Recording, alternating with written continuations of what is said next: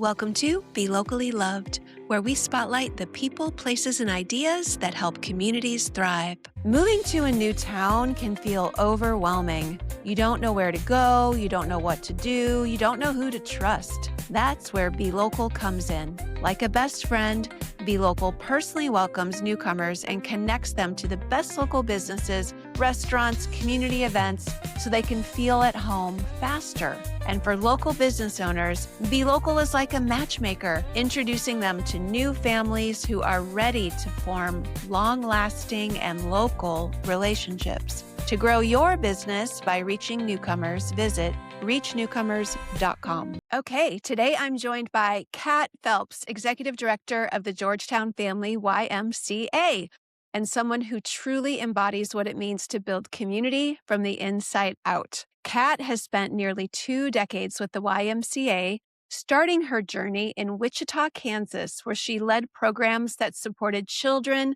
families, and working parents, everything from early learning to after-school care to summer camps. Along the way, she's helped develop national pilot programs focused on closing achievement gaps, work that speaks to her heart for creating opportunity and access for every family. In 2013, her family moved to the Central Texas region, and for the past several years, she's been leading the Georgetown Family YMCA with vision, consistency, and a deep commitment to service. Under her leadership, the Y has grown in awareness, participation, and impact, becoming a place where families don't just sign up for programs, they find connection, support, and a sense of belonging. She's also played a key role in bringing big dreams to life, helping to raise millions of dollars for the new Sport Clips Family YMCA, and ensuring that local families have access to scholarships and resources when they need them most.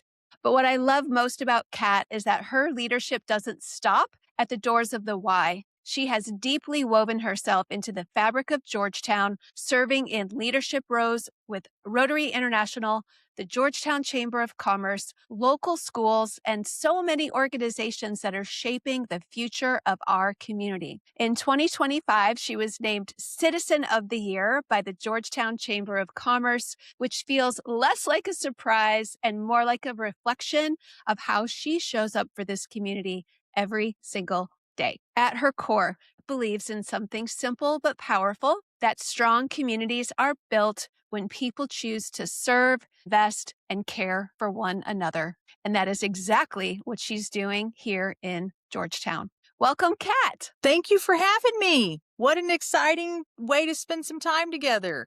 I'm Wow. so happy to have you on the show.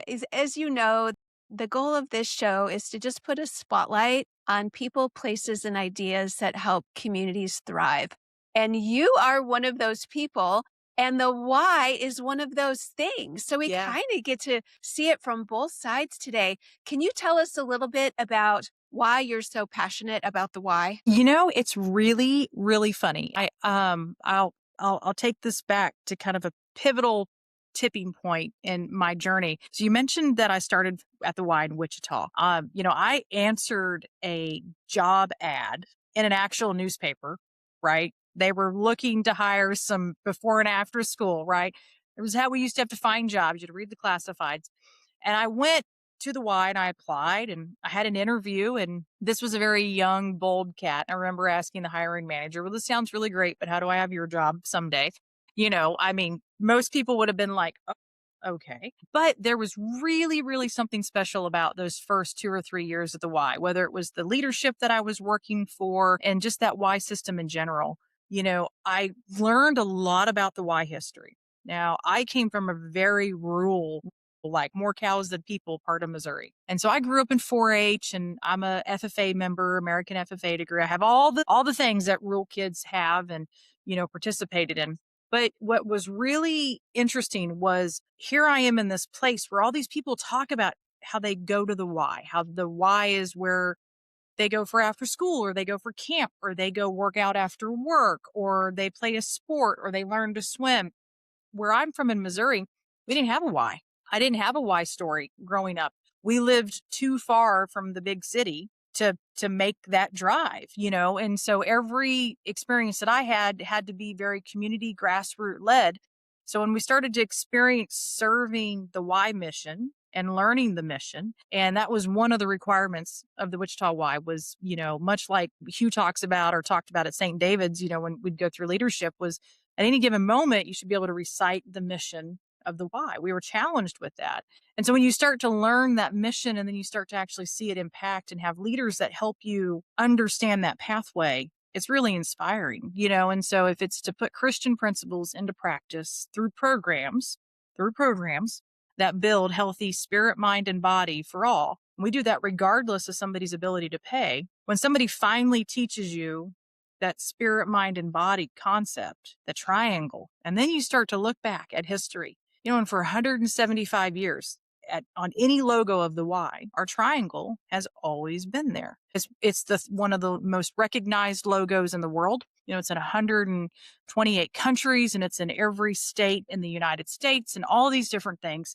And so, but every Y has a triangle. And at the root of what the Y does, and when this clicked in my head, I was like, oh, like this is special. My job at its absolute basics. I mean, yes, I get paid to play kickball and eat snack. Hands down, one of the greatest job description components I'll ever have. But the coolest thing that we do is we build triangles. We take somebody and we identify which part of their triangle is weak. If it's a wellness thing, you're not strong, that's your body. And we have resources to repair that triangle. But maybe your spirit is broke and you don't have a place to go and you're a senior and you're just by yourself and you don't have a community, but you find a Y and we start to repair that spirit. Or the original vision of the Y was this kind of modified Bible study GED class, right? So then we also want to sharpen the mind. So our job as Y staff is to take somebody, to look at somebody that walks in and make a decision. Do they have a strong triangle or do they have a triangle that we need to work on? And if we need to work on their triangle, which side do we focus on? But if they already have a strong triangle, well, then we just want to build that triangle even stronger. And, and triangles are the strongest shape. Ask any engineer. I mean, look at the pyramids of Egypt. They're still standing. They're just simply triangles put together. And so when you think about the Y and you think about the triangle and that spirit, mind, and body, you can't help but get excited because that is like fundamental, deep in your gut change that happens in a person's life. And it's fun to go back, and I'm a super big Y history junkie. It's kind of a fun habit. But, when you start to unpack and you're like, we invented basketball, volleyball, racquetball, swimming lessons was started at the YMCA, camp started at the YMCA.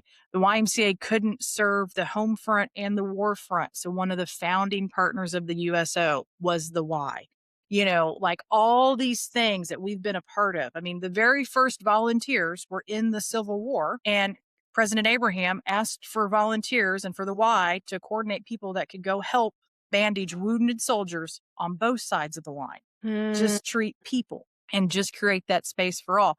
So, there's this really fascinating history. And if you're a little bit of a history junkie, it's great. But when you start to understand that you stand on that type of shoulder, right? And that at the core of what we do, that's what it is. It doesn't matter how many administrative tasks might be on my radar. The fact is that all the leadership here at the Y of Central Texas, we still all actively participate in a program area.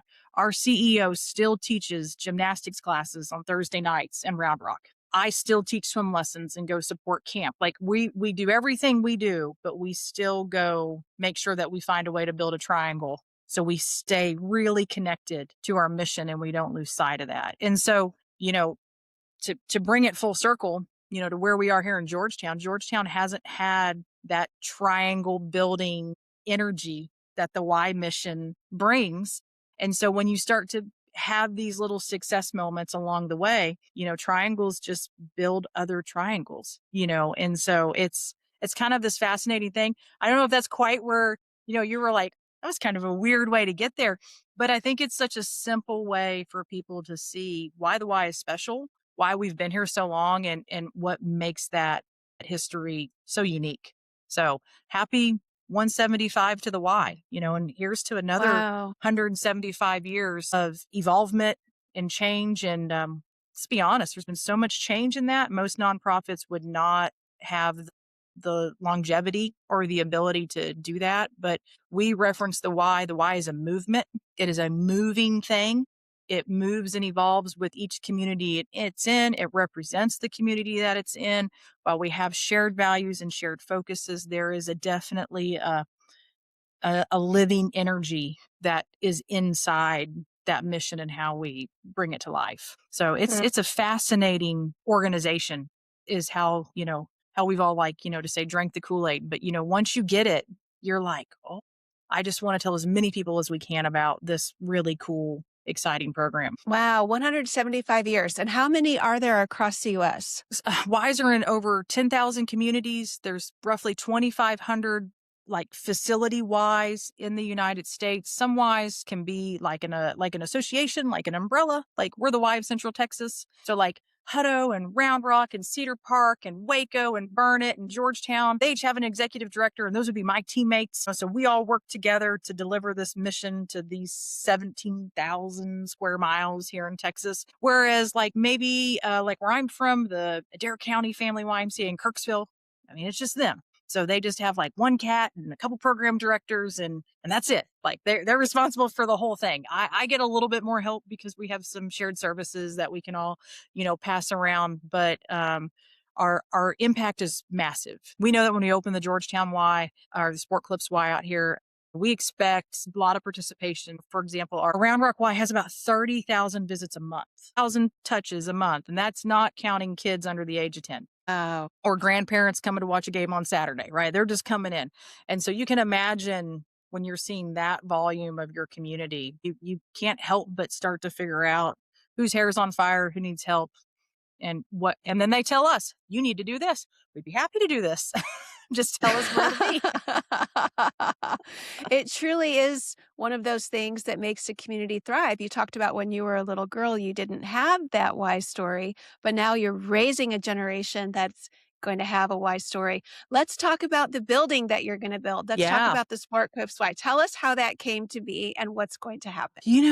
It's so funny. It's 2026, and we always say that the Sport Clips Y was a 6-month story. In 2018, it came to Georgetown to facilitate some programs, to manage some aquatic stuff. I was a lifeguard. I still am a lifeguard, one of the many hats that I wear. And so I needed to come out and manage some aquatic operations. And so was doing that. And they said, hey, can I have this storefront? And the story goes, that lease was up in December. And I was still managing training and development for a big part of our Y. And so I was kind of doing both these things, and met with Danny Miggs, who is our board chair and former city council representative, and Jeff, our CEO. We're having coffee, and I got to thank Danny, because at that meeting, Danny looked at Jeff and said, well, is she our new Y director? And I looked at Danny and I said, I think so. And Jeff said, let's see what she can do. Why not? We haven't figured anything else out yet, so let's go for it. And what was really great was I didn't know the lease was up in December, and this was in September. And essentially they said, hey, we'll give you 12 weeks to give Jeff a reason to keep the lights on. So that was in 2018. I said, okay, here we go. Wow. And my boss at the time helping me out here, our CEO, said, listen, we've got a really small PEP grant from the Health Foundation. We just need to go find kids and serve them. Don't try to run yourself ragged and all these things over here. We were serving kids in after school, but how do we grow beyond that? And, that's when I started looking around, right? So that's when we discovered Head Start. And we've been bringing weekly PE physical enrichment to Head Start now since 2018. So we haven't missed a week there. So that's been a wonderful partnership. We came in and we had to be collaborators, and I had to really help people undo maybe a competition fear, that essentially I'm more interested in working with you. The Y is a connector. We're not huge fans of duplicative services, but let's be honest. If there's 12,000 kids in Georgetown and you can only serve 100, that means there's 11,900 other kids that need an opportunity to do something. So I won't go after your 100 if you won't go after my, 11,900, right? Like we'll just kind of work together. And so as we started to unpack those partnership conversations, it became aware that we could do this together. Like we could do that. And so really the fun part really is I was looking for grass. So what do? You get on Google Maps and you start Googling. Danny had called me. This was like a Monday and asked me what I was doing. And I said, well, I'm looking for grass. We should play soccer or something. And hey, I think I found this like T-ball field out on Williams Drive. I'm going to go out there and see if it's still there. But on Google Map, it says there's a thing there and there's a church there. And he said, okay, well, I just wanted to let you know we're having coffee tomorrow morning with George and Barbara Brightwell. You need to meet George and Barbara. And I said, oh, sure. And where are we doing this at? Doing it at Sinfrani. All the decisions from 2018 to 21, we did at Sinfrani. That is where the business of Georgetown happened. That just was. Whether you were meeting here and then I think Ann Miller with Community Impact, she was over here and then she'd come over and want to know what you were doing. And then you'd want to know what they were doing. And then you left with 4 new opportunities. Like that was just how we did business. Very collaboratively, very communicative. Jim would show up from the chamber. He'd be over here meeting with somebody. I mean, it was just that type of dynamic. So fast forward, I go out and I find this T-ball field. It's covered in weeds, very tall grass. And I'm going to ask Danny if he knows anything about it. So we're having coffee with George and Barbara and we hit it off immediately. Because when I came to Georgetown, there was this thought that you had to get one of the Barbaras to bless you. Right. So whether Barbara Brightwell or Barbara Pierce, and thankfully Barbara Pierce, and I have a great relationship. She blessed me. And Barbara Brightwell was like, yes, we're in. I said, hey, by the way, we're wrapping this up. Does anybody know anything about this Wellspring Church out here off Williams Drive? George looks at Barbara and says, I don't know, Barbara, do you know anything about that? And Barbara just starts laughing. And Danny goes, well, I was going to wait and let him tell you, but like they started that church in their living room. Like that's their church. And I said, I want to use that T-ball field. And George said, if you can find it, you can use it. We don't care. And so he gave me his like 1979 Craftsman lawnmower because he saw me out there push mowing it like every week. I had no money to buy somebody to cut the grass. That wasn't in the budget, and so we've been cutting that grass. And so now they agreed to be founders. And so we backed this up. And in 19, we said, well, you got to develop a founders group. It's this kind of core first group of volunteers. And they really help you navigate and advocate the channels, whether politically or socially, or just kind of keep the tone. And they're your sounding board. They're your fiscal development. They do all these things. And we went and visited with this group and we told them all, we think we could build a Y in 6 months in 7 meetings. Okay. 9 years later, they're still with us. And we just, and so Danny and I went around and we talked to George and Barbara Brightwell and they're like, yes, we want to help build a Y. They have a great Y story. George lived at the Y in Houston before he proposed to Barbara because he needed to get paid and he didn't have anywhere else to live. And Barbara learned to swim at the Y. We visited with Gordon. Gordon, I think, loved the entrepreneurial spirit of what we were trying to do. I think he and Betty did that when they brought Sport Clips around. Doug Groves helped us out, Bob Novello, Elizabeth McFarland, Ron Garland, Karen Wilson, Karen Cole. We developed this kind of dream team of Georgetown folks to say, how do we do this? How are we going to do this? And so after a couple failed bond attempts, so yeah, Georgetown's broke my heart a few times, but God opens a window. Just find it. I mean, I remember the first time the bond failed.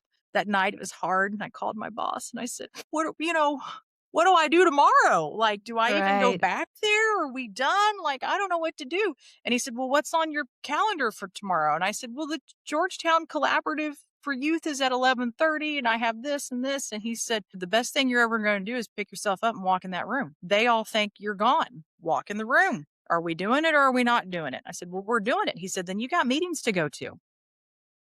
Just keep going. And so we fast forward through it. And then the founders really said, we're just going to build a Y.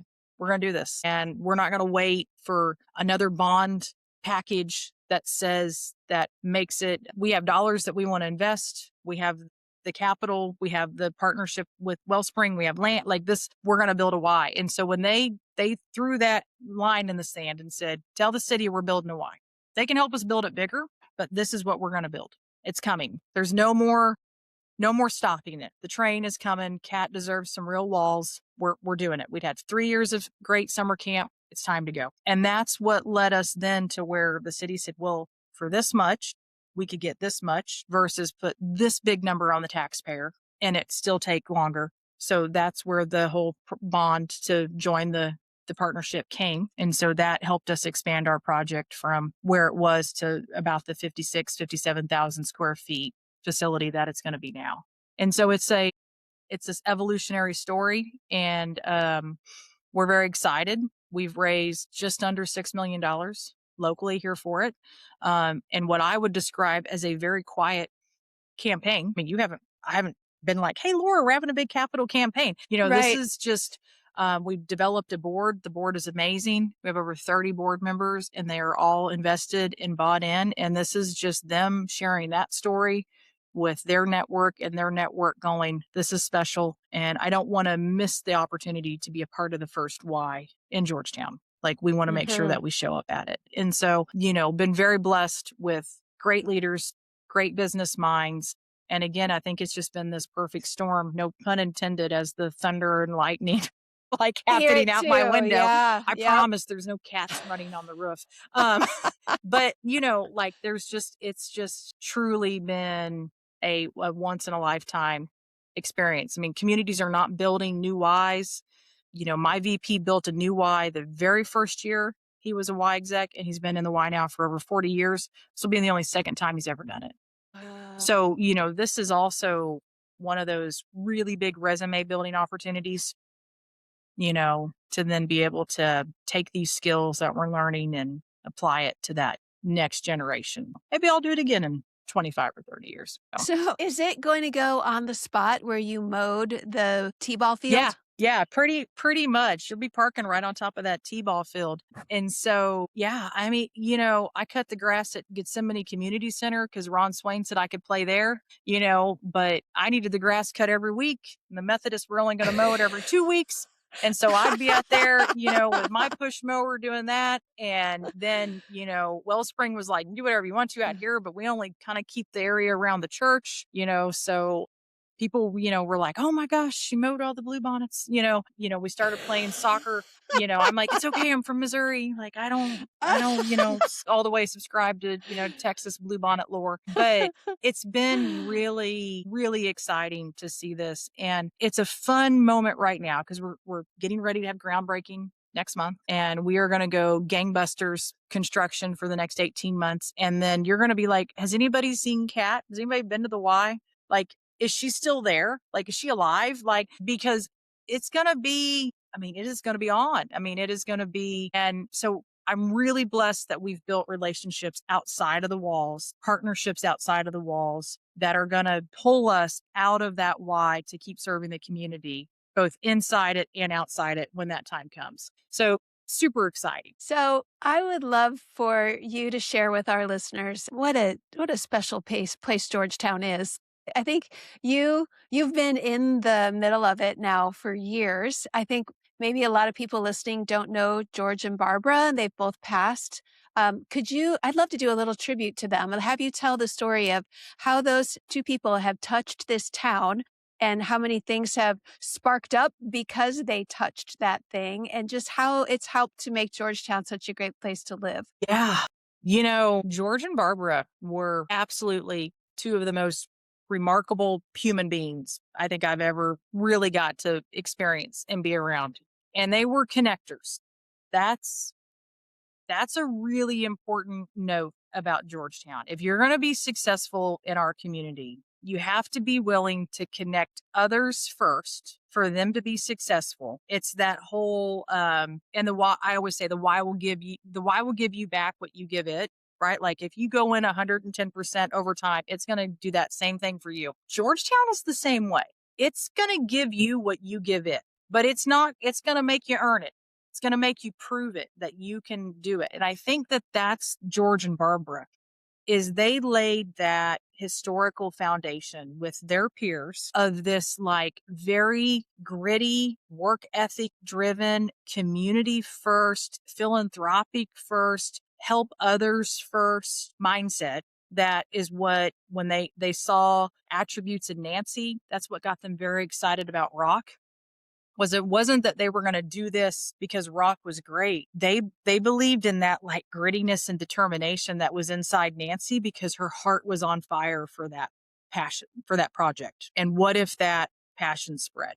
And that's Rock. It is a passion spread entrepreneurial project, and Nancy is an amazing leader at that. I count my biggest blessing is that George and Barbara connected Nancy and I. Pretty well help say, like, there's some similarities here, girls. We can see how hard Kat's working. We saw how hard you were working. There's a grittiness and a passion and a determination that sits in your little souls. And you just need people to help you create those spaces for those to go. And so when you think about a George and Barbara Brightwell and you look at where they left their legacy, everywhere they left their legacy has those similar virtues in there, right? They're always going to be community centric. They're going to be some of the hardest working people you've ever interacted with. They did not believe in being lazy, right? They believed in loving anyone and everyone all the time, even if you disagreed with them, right? And that whole sense of let's do this together. I think about Georgetown now because it's growing. It's a different community. I came in 18 and, we all said the same thing. Like, I think even the first time I met you, we're like, okay, great. Laura's here. Now close the gate. Like, right? Like, okay, close the gate. We have enough people here. Close the gate. Yeah. And so, and I think back to Leadership Georgetown, the year I went through 18, 19. So, you had an amazing epiphany to bring this amazing gift to be local to our community, which has done nothing but elevate and pull people up, right? So huge kudos to you. Inside my cohort were like Andy Webb and Elizabeth McFarland and Jim and Tiffany Sturman and I. And we're all sitting there. And the conversations we had were, when do you think we'll be able to prove ourselves to this original guard that we've got it? That we can hold the water on what they created, that we can keep Georgetown. Like, how long do you think that'll take for us to convince them that we can be these new young pups that can do it, right? Like, we don't want to just be at the end of the table. Now we're asking, can we be truly at the table? And do you trust us to be there? And that's what that Y Founders Board helped do, was validate my seat at the table, but also give me a spot to stop and listen to how they had those conversations, how they developed, how they navigated the political channels, how they strategized about, well, we'll start here and then we'll go here, because if you get this yes will follow. But if this person says no, you'll never even get to this person. Like, they had those dialogues with each other about that best way to move forward that was beneficial not only to Georgetown, but the project, so both could win. And, you sit in those rooms and you just try to be a sponge, I think my favorite meeting that I ever sat in was when the founder said, we're going to build a Y. How much money do we have? We said, we have $12 million. He said, what can $12 million build? Mind you, this was 5 years ago. So could build a lot more than $12 million can build today. Trust me. Right. I'm aware. And we said, well, it could build this. It could build something similar to Hutto. And they said, okay, will it be successful? Oh yeah, I know, but like, will it be successful? And we said, okay, well, we'll bring you the performa.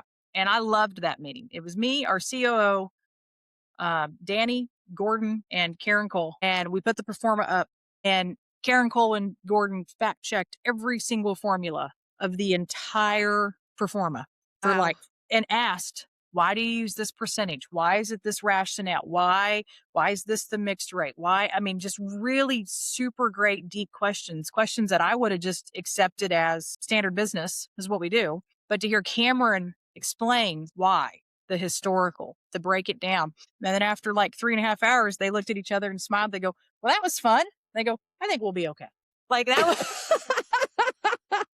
and I was just like, so, but you're like, that's what it takes, that level of volunteerism and passion. And This is as much their why as it is the community's why. And I just get to be the steward that gets to take care of it for the time being. And then hopefully develop the next person that can get it to the next 20 years down the road. We've got a long journey in us. So this is just the start. Well, what you just described reminds me of when I first moved here and I met Sydney Decker of Hello Georgetown. And she said, Georgetown is not where you live, Georgetown is how you live. And I said, what does that mean? And she said, well, we give back, we serve others, we are a community, we connect, like pretty much everything you just described. And coming from Austin, I did not even understand what that meant. But now that I've been here for 7 years, when I meet a new person or a new business owner, that's the first thing I say is find your people, find your charity partner, start plugging in, start serving, and your connections will grow from there. That's kind of like what you just described. Yeah. I mean, there's something really beautiful when we let Georgetown guide us, and not Georgetown as in like all the new and the growth and the this, but like when you feel that energy that's kind of in her ground, there's a reason I drive Austin Avenue every morning to get to work. Like To I go, feel it. Yep. I need to fill the square. Okay. I need to fill that. Now, she's become a beautiful tourist spot, and we locals, we're not going down there on Right. we don't go Wednesday through Saturday, but we're Right. there Monday through Wednesday because that's when we'll see our Right. friends. Right. Right. But there's this sense of you're a part of something bigger than you are.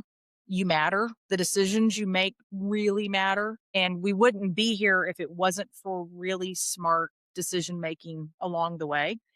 And there's just that kind of like call to action, like whatever I do today, we need to make a good decision. And we need to make the best decision we can make with the information we have. Might always be the right decision, but it needs to be a good one. And whenever we meet somebody new or there's a new business in town, I don't have to be their charity of choice. But to what you said is, but you got to plug in You've got to find one. because Yep. if you don't find your place to plug in, then nobody's going to share your story for you. I mean, we still do business through word of mouth. Yep. We We still, are yeah, we are a handshake community. Like we I'm are going to refer you connectors. to my friends because I trust them. And like Yeah. when the hell hit my house, this is just funny. The hell hit our house. We lived in Southeast Georgetown last year when everything got obliterated. I literally made one phone call and said, I don't know if I'm going to use you, but I don't want people like banging on my door. And within 30 minutes, the sign was in the front yard. We're already doing it. And we ended up using them, and it ended up being an amazing experience. I said, I don't even know the level of damage. This place is just crawling with people that I don't know. Everybody's knocking on my door telling me they're going to fix my Right. roof. No. If Right. anybody's going to fix my roof, it's going to be you. I don't have time to Right. process that today, but I sure Right. am tired of the knock. Right. But that was a call to a friend. That was a peer to peer. That was a Yep. relationship that was built through mutual trust, not through Yep. a professional experience. I mean, that was Yep. awesome. Yep. And that was finally that personal use of the community gift that's been bestowed on us. So I just think it's special. And I think people like you and I and the people we hang out with, and then the new folks coming to town, like we just have to pick a day. Tuesdays are when we all go have coffee, and this is when we do the business. Like I know it sounds so cheesy, but like this is it. You don't want to Well, miss, you don't want to not be at lamppost at 10 a.m. on a Tuesday because by golly, that table over there is going to change the world. And you're just praying they invite you to it, like, praying you invite me to it. right. Like, Yep. you know, and so Yep. I just think that that's such a special part of our culture, Yeah. and it will go away if we don't continue to fight it back to the forefront. Yep. One of the reasons that I created Be Local was to pass on the history, heart, and the culture of Georgetown to the new people so that when they came here, they would feel connected and they would feel educated and they would feel like they belong and that they were a part of something, right? Versus just coming in and feeling disconnected and lost and alone. So I love that so much. Have you ever heard Ann Kaiser say, if you love Georgetown, it will love you back? But yeah, I think How have you seen that in this community? I've knocked on a lot of doors. I've asked for a lot of votes in the last 9 years. On 3 different bond propositions, and then just we have to hustle out here. Nobody just walks in and goes, "Oh, this is the why. We'd like to do the following things," right? Like, you're constantly kind of always marketing your programs and your experiences. What I think about that is, I think that full circle for me was really when there was a really, I mean, you could say it was the Citizen of the Year. That was that was a very exciting surprise. That was January of That this was year. January, Yep. but also, I think that when you look at the civic leadership aspect that's alive in Georgetown, this is where I don't think people talk enough about. I think they get involved in a board on a nonprofit and they check that box. I'm a board member. I'm a board member for the Y. Great. Like, if you look at a lot of our board members, they're also Rotarians. They're also active on multiple boards. They're also active on their business front. Like, we're not their one and only, because they want to move multiple things forward at the same time. And so when Anne says that, to me, that recognizes that, like, you can't just move one thing. You have to move it all. Like, it all has to come back to it. And so for me, when I wrapped up being president of the Rotary Club, it was our 60th year. That was a lot. It was a big year. I mean, and that's a volunteer role. There's no money there. I mean, that is Wow. 100% volunteer on top of everything else that's happening professionally. But when you talk about Georgetown giving it back to you, that year after, it was like I had built up enough goodwill credits with with Georgetown that I've always that they finally decided, okay, Kat was good. Her heart was good. Her energy was good. And then you started to see success come in other revenues. But I think that I mean, we love it here, right? I mean, we We work do. here, we play here. I hate going past the outlet malls. I mean, they'll be like, we're having a meeting. Be like, where is it? And round, I have to drive Right. south. I have to drive south of the outlet malls today.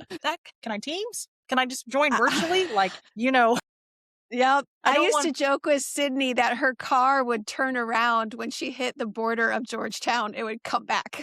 yeah. Like, she a- didn't go outside. No, I don't like to leave. I like to keep it here. I like to be Keep it local. keep it local, Yep. keep an advocate for Yep. all the good work that all the local folks are doing, but it's just so special. I just don't know how else to describe it, except Anne is exactly right in her sentence, right?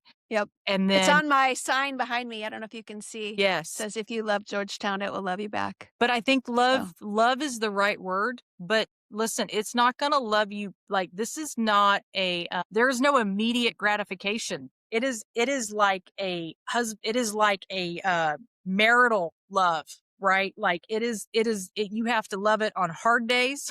You right. have to love it on good days. You have to love it Yes. when it forgot to flip the laundry. You have to love it Yes. when it didn't mow the yard. You have to love it when it brought you flowers. Like, Yep. you have to love all parts of that continuum to get it back. Georgetown doesn't tolerate people that pick and choose how they show up, because we see right through it. And those folks come in for a couple years and then they're gone. You can probably think in your mind of 2 or 3 people that decided to cherry pick how they love Georgetown, and they're not here anymore. I can think of a few. Yes. Right. And so you can't cherry pick that. You have to accept it. And like I said, I didn't know what to do when the bond failed.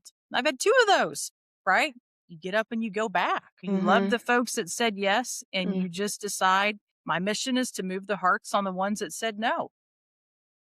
Like, Let's lean into Leadership Georgetown. That's how you and I first met. I feel like you could give a masterclass on leadership. And part of what we want to do in this podcast is inspire other people outside of Georgetown to learn from Georgetown. What are we doing here that makes this such a place that we love, that we want to serve, that other people can learn from? So can you lean into your leadership skills and how you view leadership and why Leadership Georgetown is such an important program, and maybe tell us about Leadership Georgetown, because some of our listeners might not know. absolutely. Well, I'll start with Leadership Georgetown. Leadership Georgetown is a program put on by the Chamber of Commerce. It's roughly a 10-month program experience. Monthly, you get together with your cohort. You have the opportunity to hear directly from community civic leaders on different areas of focus, from public safety to education to city government, state government, as well as, you might get to go to the dump. There's some really cool aspects in there that happen. Inside that, I mean, it's a group of 30 like-minded, community engaged individuals that have self-selected themselves to be a part of this experience. And you have to say, I want to do this. And because of that, you begin to build formations and foundations and friends and networks that you then can leverage your leadership cohort to grow your brand and vice versa. And you complete a project inside that the class picks that supports a nonprofit, usually here kind of in the Central Texas region. Hasn't specifically been Georgetown, but that is really where the focus is. And I had the opportunity to go through Leadership Georgetown in 2018, 2019. That was my year. And then the next year, I was asked to join our planning committee. And then I spent 4 years co-chairing Leadership Georgetown with Wendy Cash for the chamber. And we survived a lot of different things. There was some like chamber leadership changes. And, I really am proud of the work that Wendy and I did because, when you're surrounded with kind of interim directors, they're just like, you ladies got it. And we're like, here we go. We got it. We got it. And so then been very excited with the evolution that Chantel's brought to it and kind of where it is now. So very excited for where they're taking the program because the program is old. It's 2026. I think it started in the 90s, so like this is a long part of Georgetown. I think it's the first thing anybody should go through in Georgetown before they try to tell somebody who lives in Georgetown how to do something. Yes. It's good advice. Yeah. Like, oh, I love it. You just moved here. Now go through Leadership Georgetown and then come talk to me in a year. Yes. Because you just don't know what you don't know. And you learn how we operate and we as a collective, how we operate. When you think about leadership and leadership styles, I think that it comes back to, I'm an athlete. Like I love sports, played sports, had the experience to be like the starting person and had the experience to be the person that was never going to play because you were the sixth man, right? You were behind the star. You were never going to get on the court. And so I've experienced it in a lot of different ways. What I think I learned in that message was two things. One, in life, you have to be coachable. You have to be coachable. If you're the type of person that feels like as soon as your supervisor starts telling you something, you need to then say, yeah, but I think I need to do it this way. Or, yeah, well, but stop. That's not being coachable. Like everybody should be able to sit somebody down and say, here's what we're going to do, right? And then being coachable is right there. The second part of really leadership in it is there's nothing that I would ask anybody on my team that I won't already do.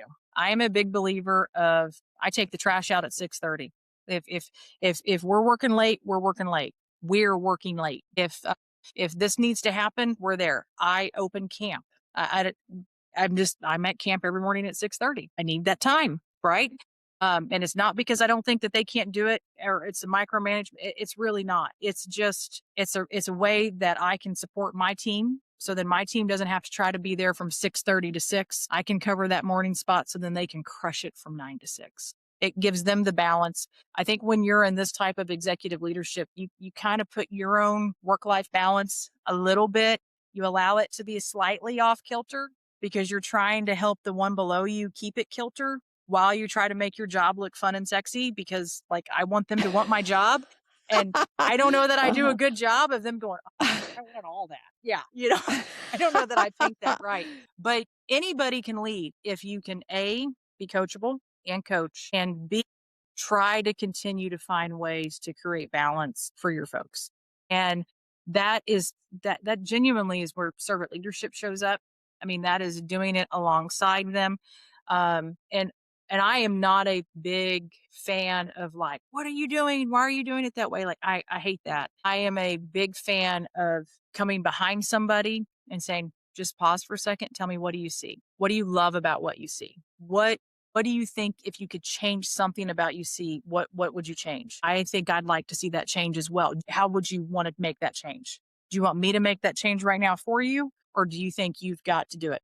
And we've built a position of trust where they'll go, I don't know how to make that change. And I go, this is how you do it. And then you go, okay, now let's revisit that and when we status. So here's the tool, here's the format, here's the red flag. 6 weeks before. And we'll do that like one time, like 2 times. And then I'm also pretty notorious to say, well, you can keep doing it the wrong way until you're ready to do it the right way. And then just come ask me. I have no problem with you working the wrong way and spinning your wheels. I can help you go from here to here, but you can just spin as long as you want. Like it's like right now, you're not costing me anything. This is just your learning. So and that's a big part of the whys. We try to create these leadership spots to where, this is you and your teammates. You guys can make it as great or as dull as you want it. These are where you get to play. This is where we operate. And then this is what you can't change. These are the non-negotiables. So, I hold accountability and compassion in these 2 buckets, and then we give you space to fail and grow in this third. And it's a lot of fun because a lot of people thrive and they quickly take it to the next level. And then you see folks that they don't thrive and you go, I'm glad we discovered that now. And so I don't think there's a right or wrong. I think you got to over communicate, you got to know your 5%. What is your 5% flaw? I mean, I know mine. I know what my weakness is, and I have to make sure that everybody knows that I know that this is my weakness and that you still would rather pick me knowing my 5% than pick somebody brand new and we don't even know their 5%. That's that promote from within, grow your own. Why would you go hire somebody else from somewhere that you don't even know? Their resumes makes them sound like they're amazing, but you don't know their 5%. But does Kat's 5% drive us that crazy that we still wouldn't want that 95%? Oh, we'll take her 5% crazy all day long. We can coach that. She's coachable. She'll listen. She'll try to grow. So I think that's really probably, if you work for me, that's the leadership that you get. And you get this very passionate, very excited, very structured, very task oriented, obsessive list maker. And I am a metric junkie. If you walk in here right now, there are 12 different pieces of paper on the wall and it says, this is where we are and this is the goal. And every morning I expect those things to change. If we will not be accountable to the things that are not in front of us. And as a leader, you have to keep those things in front of your people. That's why it says 5.9 on a goal of 6 million. That's what I'm chasing. Right. And how are we moving that? And what are the 2 things that I'm doing today to create positive change on that number? And that's what it is. It's just this continual growth in that area. So it's a lot of fun. It's not a clear science. I've tried to think through it a lot of times, and I've got a degree in organizational management and leadership, and I've got my master's degree in OD, and I could probably walk anybody through any plan change initiative, and you probably changed in this phone call and you didn't even know it. And in OD world, we'd say, good job, Kat. That was a job well done. But, there is a huge learn by doing, learn with doing, and just trying to execute it to a very, very high level, at least to the level that we can get to. And I never accept that this is as good as it is. There's always, my mantra is uncomfortable people are not great. So if you're uncomfortable at work, then that means we're on the road to greatness. But if you're comfortable, then we're not going to grow. We're not going to serve more. We're not going to do more. And if we believe the why mission is good, then why wouldn't we want to do more good? And that is the drum I beat. You could beat that drum. You could sub your business. If Be Local is good, then why wouldn't we want to do more Be Local? And then if you're comfortable doing what you're doing, then you're obviously static. And as soon as you're static, then you're not relevant. And as soon as you're not relevant, you're out of a job. You're closed. And so there is this drive of uncomfortableness that has to exist. I love this, Kat, because we have a variety of different people listening right now. We've got citizens of Georgetown listening. We've got business owners listening. We've got citizens of other towns across the country listening. And I think that you've shared today your mindset, your beliefs, your experiences, why you earned Citizen of the Year this year, how that all came full circle for you and how you planted yourself and connected yourself to this community. And I think you've really blessed people today. Is there anything else that you would like to share before we sign off? Just thank you. Just thank you to the founders and to the board and to the Y and to you and to the community for continuing to make Georgetown beautiful and thriving and special And thank you to the gatekeepers who are trying to hold that for us, and a challenge to those that are new to come have coffee, to reach out, to connect, to be in the room where it happened, because in Georgetown, everybody gets to be in the room where it happens. You have to choose to be there. And a challenge maybe for you and I, Laura, is that we continue to make, whether it's a coffee shop or what have you, we continue to make it a room where it happens, that it doesn't happen, like that we continue to keep that cultural piece, because I miss it and I can see it starting to fade. And so that tells me that if I miss it, then others miss it. And so then we need to pull it back to the forefront and really try to dive into that. I think that every city across the U.S. that's listening to this podcast that's worried about what's going to happen as my city grows. Like, how do I keep the heart and the culture that we all love, like why we lived here? How do we keep that from changing as our population grows? And I think you've given us a lot of ideas and insights around that. So thank you, Kat. How can people get a hold of you? Where can they learn more about the why and like what's happening with that? Head on over to YMCACTX.org/Georgetown to learn about the programs we've got going here. Stay tuned in 27 to Be Local to learn more about the why coming to town as we get ready to launch a lot of marketing efforts around the new facility that'll be opening at the end of the year. And if the white car is parked out front, then this is old school. That means I'm here.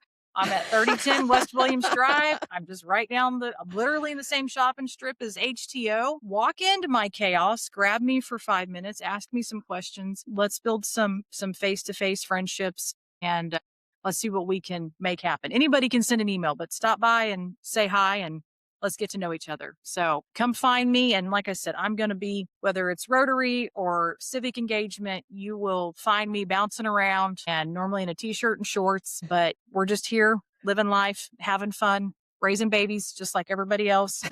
And it's going to be a great day in Georgetown, Texas. All right, everybody. That is the Citizen of the Year 2026. You've just forgot learned the so confetti. much from her. There's supposed to be confetti. Pop. There we go. Thank you, Kat. Such an honor to have you on the show. Thanks for spending time with us today. Absolutely. Have a great day. Bye, everybody. Bye, everybody.